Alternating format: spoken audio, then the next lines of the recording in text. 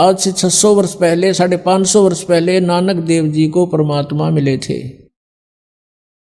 उन्होंने फिर उनसे कहा था कि अभी आप इस ज्ञान का प्रचार अवश्य करो, लेकिन यह सतनाम नहीं देना, ना बताना किसी को। तो अब शंका उत्पन्न होती है कि उनके अनुयायियों का फिर जीवन नष्ट हो गया। जैसे उनकी जन्म साखी में, समुद्र की साखी में प्रमाण है, बाला और मर्दाना ये दो भक्त बहुत अच्छे सेवक थे, श्रद्धालु समर्पित थे नानक जी पर। तो आदरणीय नानक साहिब जी के साथ ही रहते थे।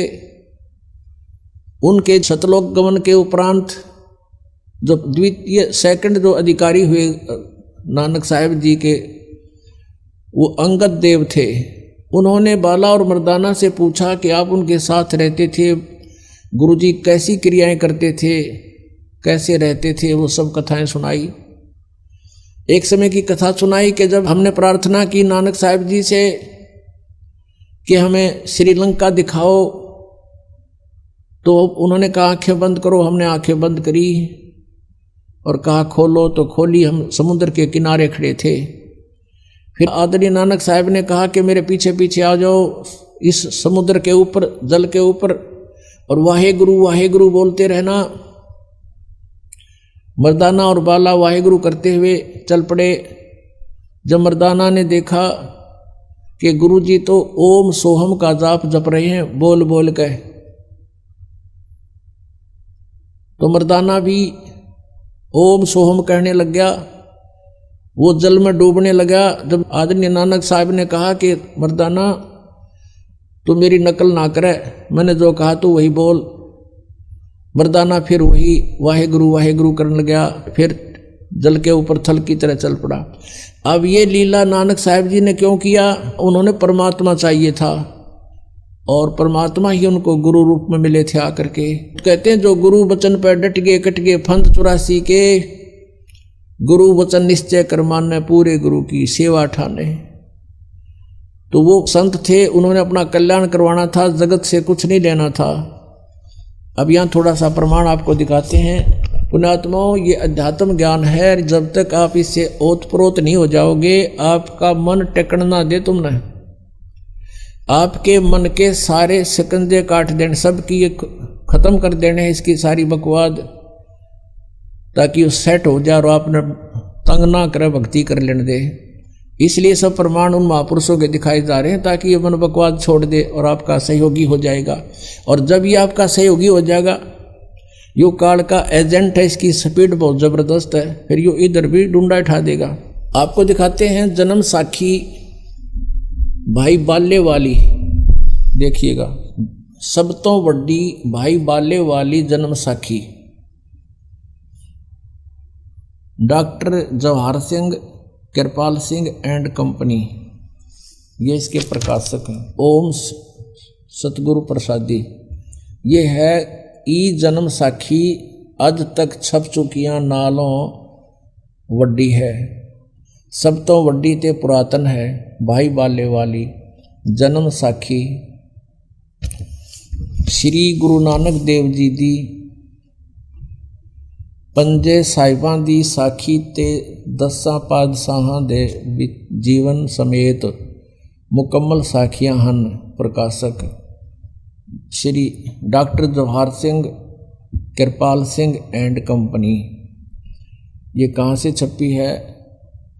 पुस्तकां वाले, गली नंबर 8, बाग रामानंद, अमृतसर। तो अब इसके 547 पृष्ठ पर समंदर दी साखी, पृष्ठ 547,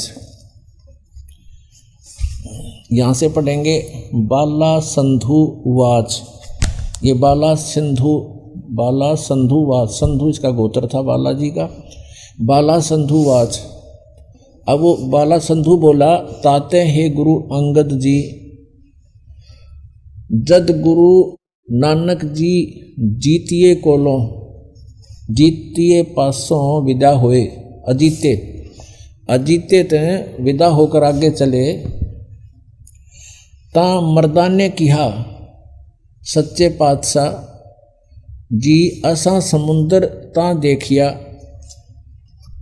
पर लंका ना देखी जिथे रामचंद्र जी चढ़ाई कीती है, ता गुरु नानक जी कहा चलो भाई बाला ते मर्दाना तुहानू रंज नहीं करना, अखी मीटो जा अखी मीट के खोलियां ता समंदर दे कंडे जाई खड़े होए, ते आखण लगे बाला ते मर्दाना मेरे पीछे पीछे चले आओ।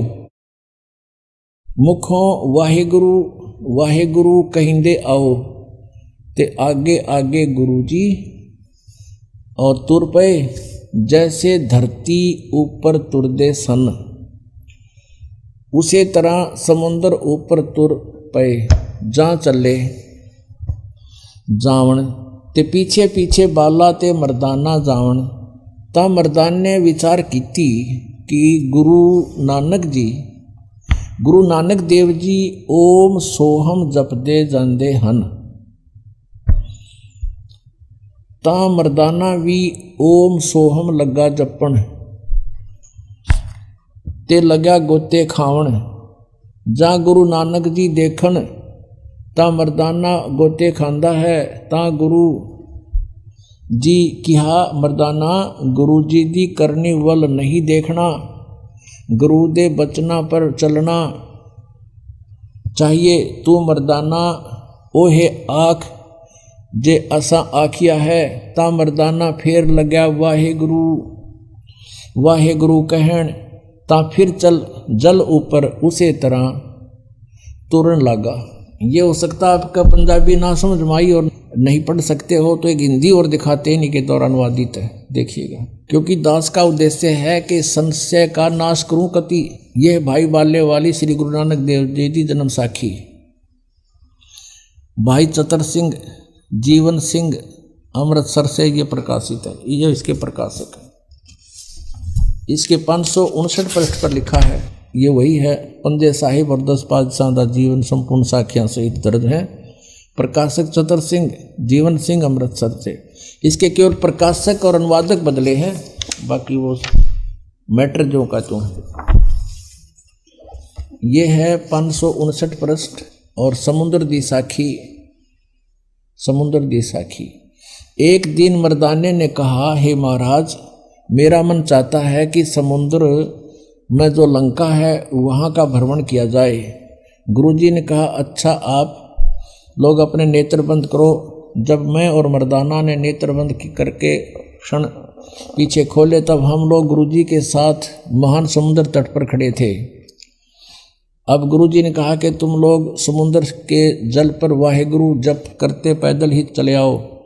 हे गुरु अंगद देव जी, हम लोग गुरुजी के पीछे पीछे उसी प्रकार जा रहे थे जैसे सूखी पृथ्वी पर चला जाता है। आगे आगे गुरुजी ओम सोहम का जप करते चले जा रहे थे। तब मर्दान ने सोचा कि हम भी ओम सोहम का जप क्यों ना करें। तब मर्दाना भी ओम सोहम की रट लगाने लगा। बस वह लगा गोते खाने। गुरुजी ने पीछे देखा तो हंस कर कहने लगे, मर्दाना से इसका धर्म है कि वह गुरु के बताए मार्ग पर चले, इसलिए तू वाहेगुरु की जप, तेरा उसी में कल्याण है। जब मर्दाने ने वाहेगुरु नाम की रट लगाई, फिर वह पूर्व प्रकार पानी पर चलने लगा। पुण्यात्माओं, ये आध्यात्मिक मार्ग है, अभी तक छुपा के रखना था, परमात्मा का आदेश था। इसी में हमारा हित था जो महापुरुषों ने परमात्मा की आज्ञा का पालन किया। अब पूरे सिख समाज में ये मंत्र नहीं है, और इस कारण से क्योंकि गुरुजी ने मना कर दिया, तो ये सपने में भी नहीं, इसका जिक्र भी नहीं किया किता है। और गुरु ग्रंथ साहिब के अंदर जब संग्रह करने लगे अंगद देव जी, वैसे इनका संग्रह तो गुरु अर्जुन देव जी ने किया था, फिर भी वाणी सभी महापुरुषों ने जैसे जैसे लिखी थी उस समय इस उद्देश्य से कि गुरुजी का आदेश है, ये मंत्र किसी के हाथ नहीं लगा, इसका जाप नहीं करना, किसी को पता भी ना लगे, इसलिए गुरु ग्रंथ साहिब की जो संग्रह किया वाणियों का, उस समय वो वचन ही छोड़ दिया जिसमें क्लियर मंत्र था।